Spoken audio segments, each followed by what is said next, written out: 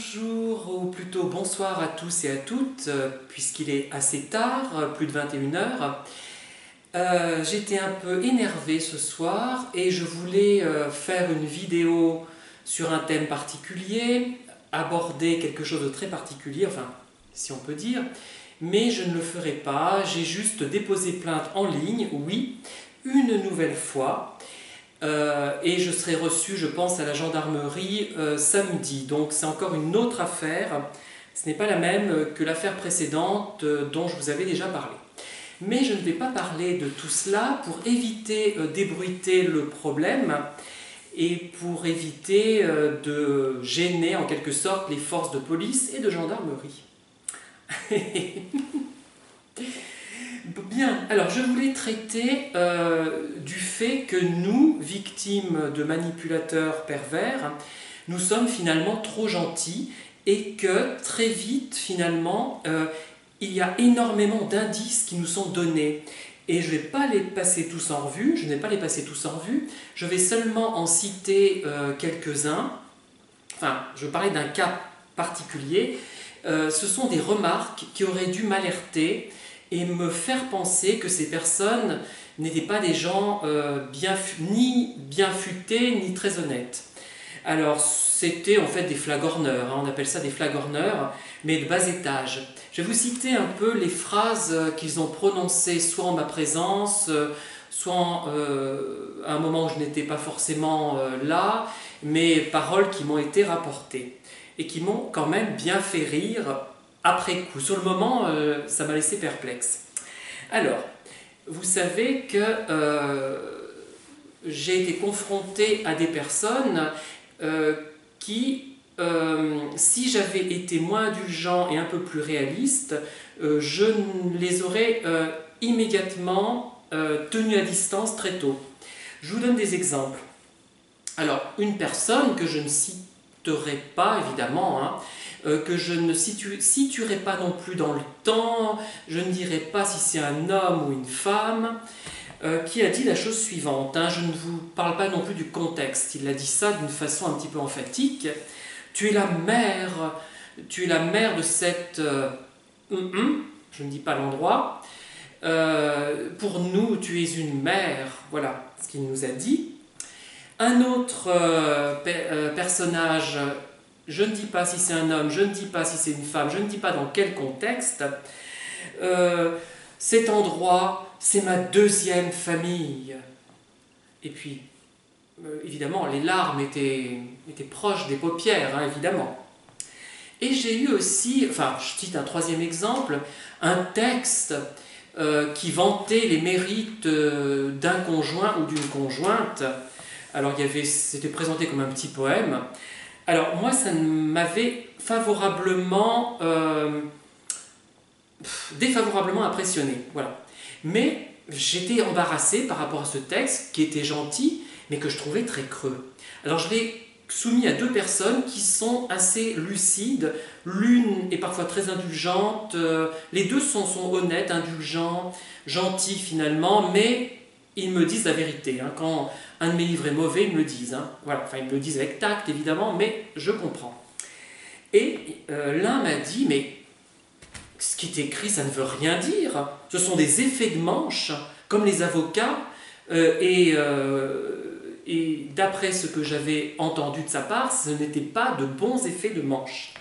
L'autre m'a dit, mais c'est terrible, il n'y a rien dans ce qu'il écrit, c'est vide, c'est absolument vide, c'est vraiment quelqu'un qui n'a aucun sens poétique, qui n'a aucune intériorité.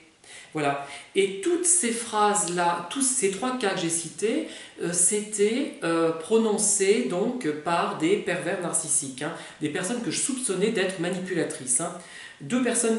Trois personnes différentes qui m'ont écrit un texte. Bon, je ne vais pas vous le citer, ça ne vaut pas le coup, hein, mais c'était vraiment creux, correct au niveau syntaxique, au niveau de la... c'était pas vilain, d'un premier coup d'œil, mais il n'y avait pas de vraie profondeur. Vous voyez, il y a des textes maladroits qui sont mieux réussis finalement. Alors, tu es la mère de cette association, tu es cette association, Oui, c'est ma deuxième famille. Et c'est dit, non pas en plaisantant comme moi je pourrais le faire, hein, de façon amusée, non, c'est dit sérieusement. Ces phrases sont prononcées sérieusement. Ce sont des grandes envolées qui viennent subitement. Oui, les pervers, j'ai marqué ça, ils sortent subitement des phrases. Je ne parle pas des sourires niais, du regard fixe. Une personne avait expliqué, une intervenante en psycho, qu'il n'y avait pas comment dire, de mimique faciale, de langage corporel et d'expression, et c'est absolument faux, je ne suis pas d'accord avec cette personne. Il y a vraiment ce regard vide, ce sourire qui contredit en quelque sorte le regard. Je l'ai observé à plusieurs reprises, et bon, voilà. Donc oui, oui madame, ça existe. Vous ne l'avez peut-être pas observé, mais moi, je l'ai observé, d'autres l'ont observé. Voilà. Ça m'agace, hein, qu'on ne me croit pas. Non, mais enfin, je plaisante. Voilà. Donc, vous voyez, on est trop gentil. Après avoir écouté de pareilles conneries, on devrait dire, mais ce pauvre type, c'est un flagorneur, il flatte les gens. Il avait fait pareil avec moi d'ailleurs, hein, ce bonhomme, enfin, ou cette bonne femme, je ne dis pas si c'est un homme ou une femme, mais ça ne vaut rien, enfin, c'est ridicule. Il y en a un en plus qui avait un haut niveau d'études, celui de la seconde famille, là. J'avais mis son prénom d'ailleurs, de la seconde famille, comme quelque chose de religieux.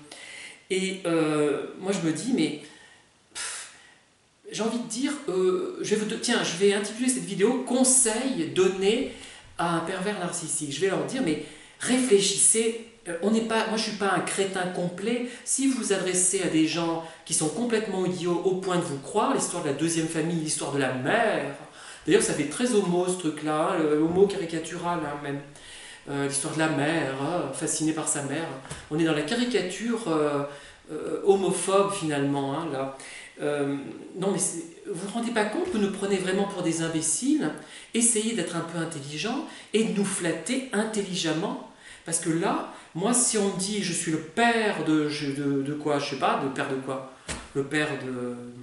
j'en sais rien. Ou si on me dit que je suis comme son fils, comme sa fille. Bon, il y a des contextes où ça pourrait être convaincant, cohérent, mais là, ça ne l'était pas.